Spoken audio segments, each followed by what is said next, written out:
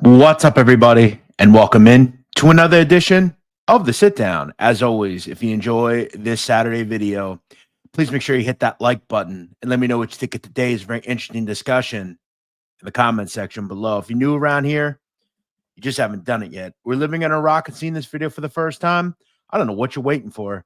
Hit that subscribe button below now so you never miss another Sit Down video. What's up, everybody? Welcome in to another episode of the Sit Down. For all of our Irish folks out there, I wish you all a very happy St. Patrick's Day here in a couple of days. Let's get into another very interesting organized crime topic. And one of the mafia's biggest problems today in 2025 is time. Let's just be honest.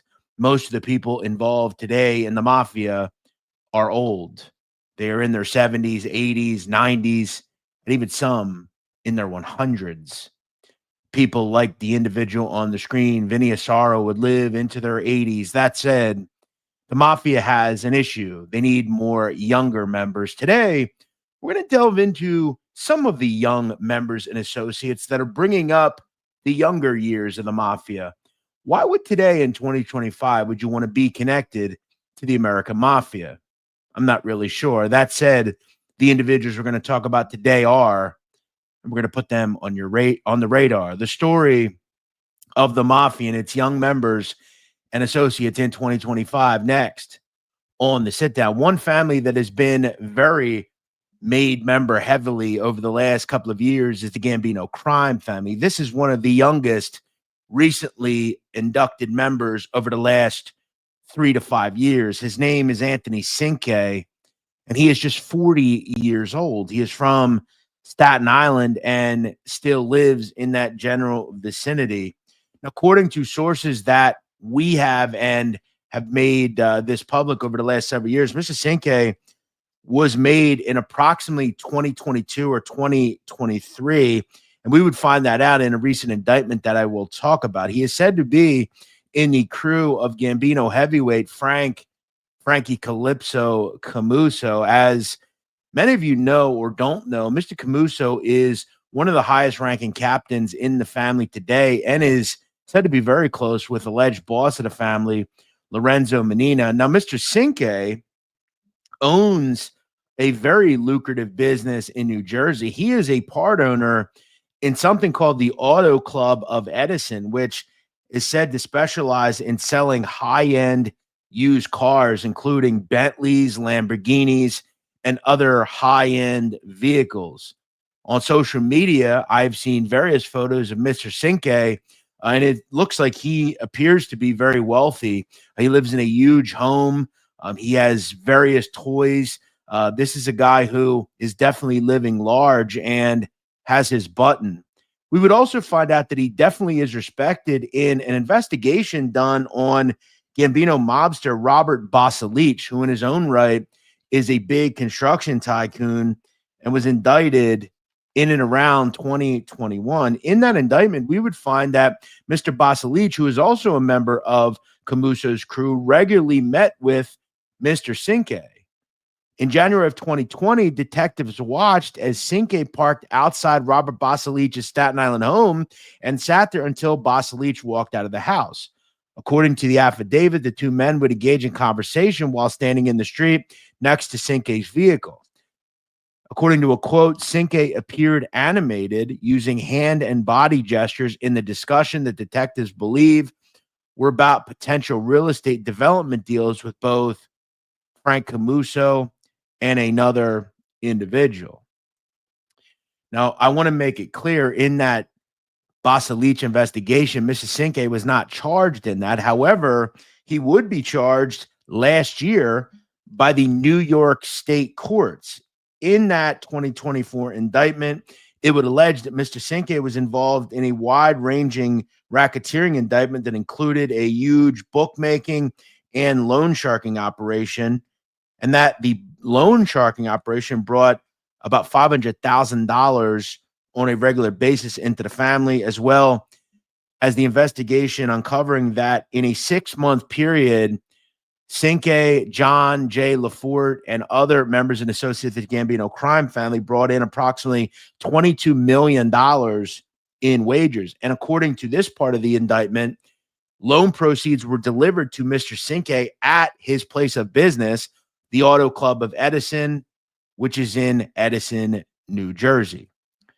Anthony Cicale is 40 years old, and I think down the road will be a very important member of this family for a long period of time. Now, some of the people that I will mention today, it is a question of, are they actually made? I will make it clear that some of the people, we don't have concrete proof.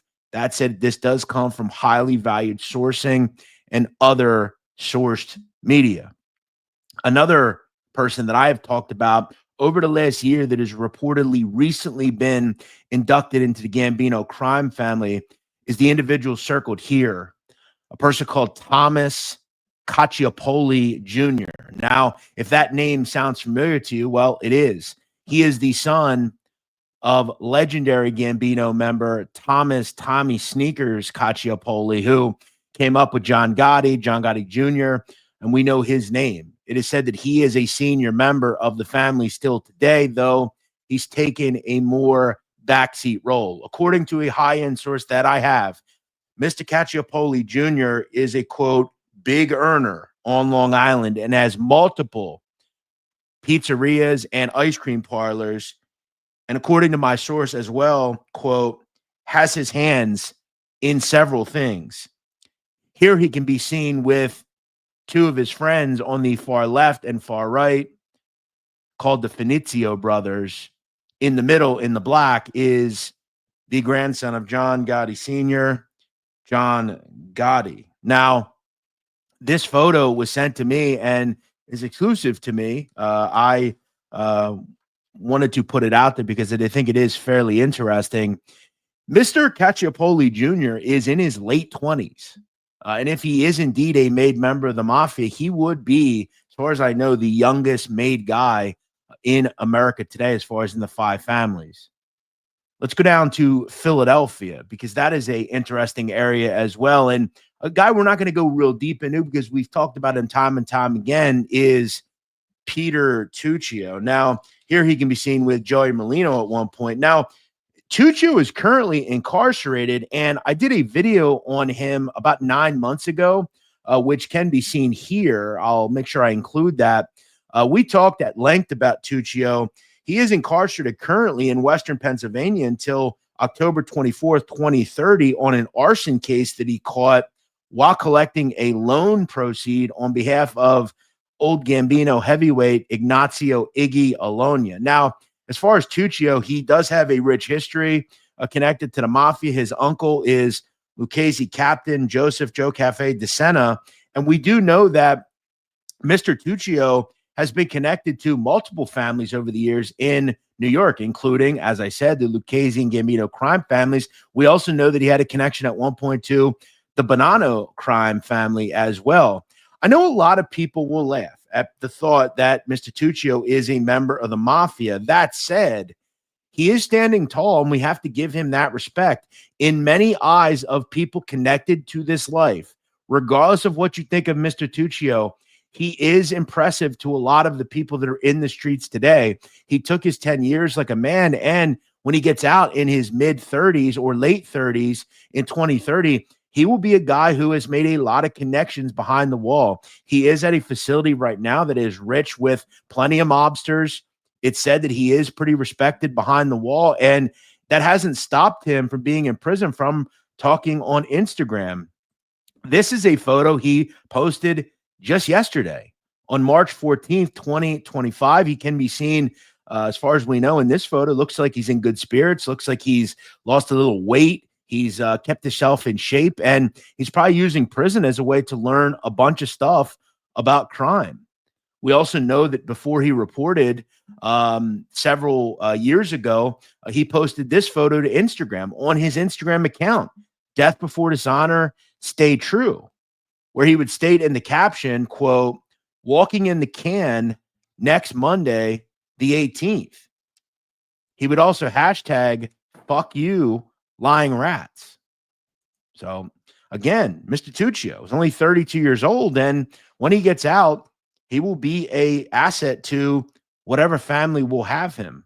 Again, when he went in, we do know that he was starting to hang around people that at one point or are currently members of the mafia.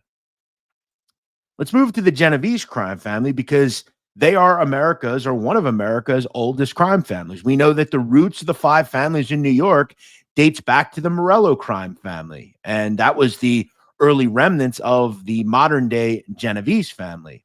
They are still making new members as well. And according to court filings, one of the individuals they recently made was this person, a man called Matthew Didino. Now, there is no arrest record that I have of Didino. He has never been to federal prison, and he is in his early 40s. Now, we do know possibly that in high school, he was a pretty accomplished wrestler and that he was a state champion. He also would wrestle down the road in the early 2000s at Hofstra University on Long Island. Now, one of the things we would see is that several years ago at the trial of Genovese member Anthony Romanello, we would see Didino with Romanello at his court appearances. Now, we may venture to believe that maybe he is a member of Romanello's Queen's crew. That said, not a lot is known about Mr.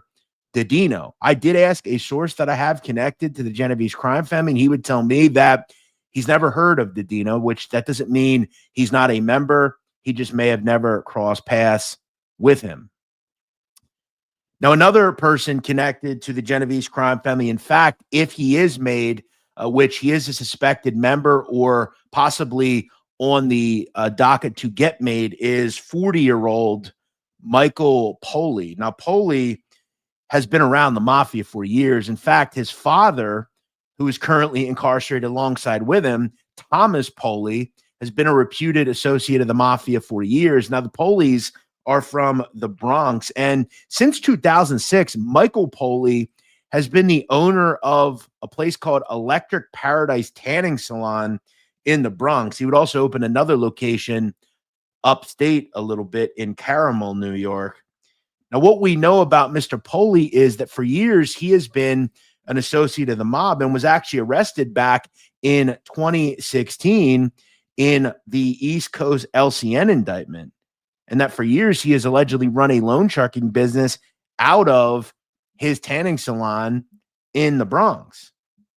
Now, he was recently arrested several years ago alongside other members of the Genovese crime family, alongside his father, on racketeering charges. Now, the indictment would claim that at one point, Mr. Poli would tell a debtor, quote, "Do I need to fucking punch you in your fucking face to get my point across? I'll put a fucking bullet so far into your fucking head." Now, Mr. Poli, who, remember, has been indicted before, would eventually be sentenced to 31 months in federal prison. He currently sits at a halfway house in New York and will be out of that halfway house in June of 2025. His father is still in prison. Now, Mr. Poli, as I said, as far as the son, is either made currently or on the docket to supposedly get made. And we do know that Mr. Poli is connected to Ralphie Balsamo, who is from the Bronx. We know that he's connected to other members. And I have seen photos recently over the last 6 to 8 months of Mr. Poli in a prison photo with Ralph Balsamo. So we are ventured to believe that at 40 years old, Michael Poli would be one of the youngest members of the Genovese crime family today.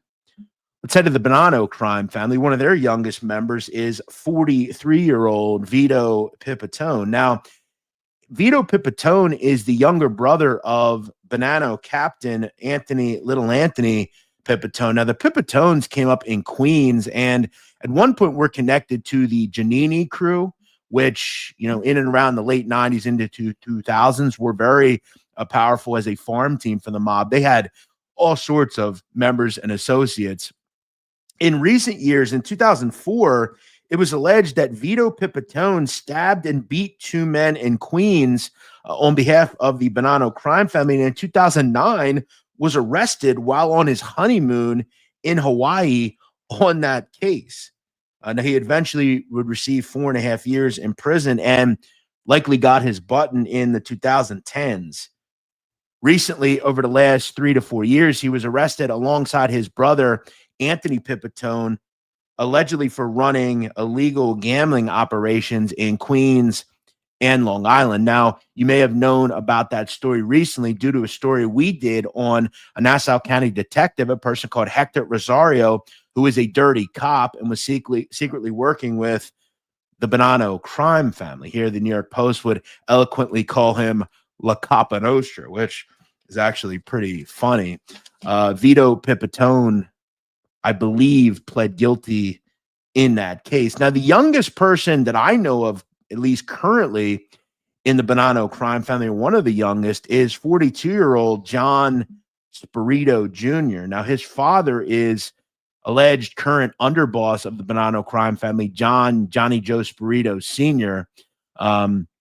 Now, we know that John Spirito Sr. is no stranger to the streets and has been connected to the mob for decades, and he is from the Bronx. He came up with Michael Mancuso and Vinny Basciano. Spirito Sr. is a very respected member of the mob, and for all intents and purposes, so is his son. We can go back to 2009, which is 16 years ago, and would place Spirito Jr. in his 20s when he was seen on surveillance cameras meeting with high-ranking members of the mafia at a diner, including the acting boss at the time, Thomas Di Fiore. So Spirito Jr. has always been thought of as a reputable individual and a person in the streets that is very respected. We also, though, have heard of a story in which he was allegedly slapped by a person called Anthony Secafico after Spirito approached Secafico about proceeds that were supposed to go to his mother. We do know, though, that Secafico was taken out, and that may have had something to do with it. We're not saying that Spirito was part of that, but Spirito has been a formidable member of the mob for years and is very young. We also know that in 2016, he was arrested in the East Coast La Cosa Nostra indictment. We also heard that in 2022, allegedly, after the death of Vito Grimaldi and at his funeral, the alleged boss of the family, Michael Mancuso, ordered multiple people to storm the funeral and attack a shelved member. One of those people that allegedly was a part of that dust-up was John Spirito Jr. At 42, he is one of the youngest members of the Bonanno crime family. One of the last people I wanted to talk about is one of the more interesting. Out of all the people I discuss today, at 24 years old in 2016, Anthony Camisa was one of the youngest people I've ever seen arrested associated to Cosa Nostra. In 2016, Mr. Camisa was said to be a very, very accomplished bookmaker and was allegedly the protege of Vincent Vinny Casablanca, an owner of a restaurant in the Bronx who, according to the affidavit, he and Mr. Camisa were involved in a huge bookmaking operation, and that it was alleged that Camisa, who was just 24, actually taught Vincent Casablanca about bookmaking.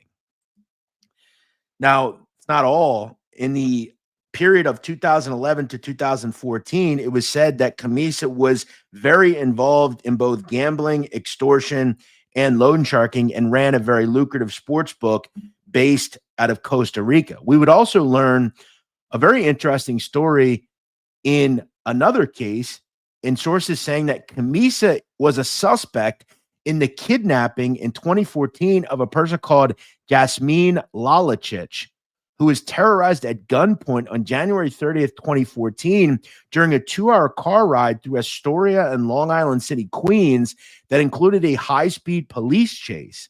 Now, the abducted gambler escaped when the car slowed down to make a turn, and he was able to open the door and jump out. During the ordeal, the gambler was ordered to call friends and tell them to bring cash to 3 captors at various locations in Queens, according to the arrest complaint of the driver of the car, a man called Michael Resnick. Now, we will believe that Mr. Resnick was sent by Mr. Camisa to collect money on behalf of his operation.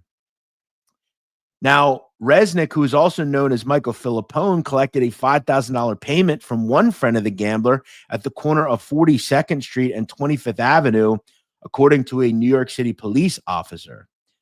Now, Camisa was out doing dirty work. He was kidnapping people, supposedly. He was a real feared guy and was making a ton of money. Here, the complaint can be seen in the East Coast LCN case alleging that Anthony Camisa, a.k.a. Anthony the Kid, was involved in sports gambling based in New York and Costa Rica.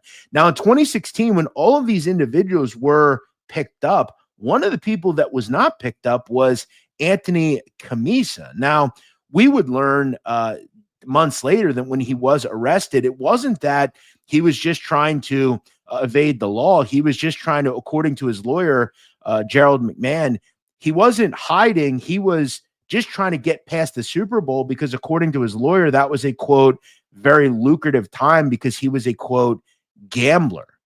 According to McMahon, Your Honor knows that the government claims that my client has a gambling business. Without being indelicate, I think it's fair to say that my client expressed to me that he intended to surrender after the Super Bowl, which is a pretty insane ask to the judge. Basically, Camisa didn't turn in and surrender because he was a lucrative gambler and the Super Bowl was big money for him.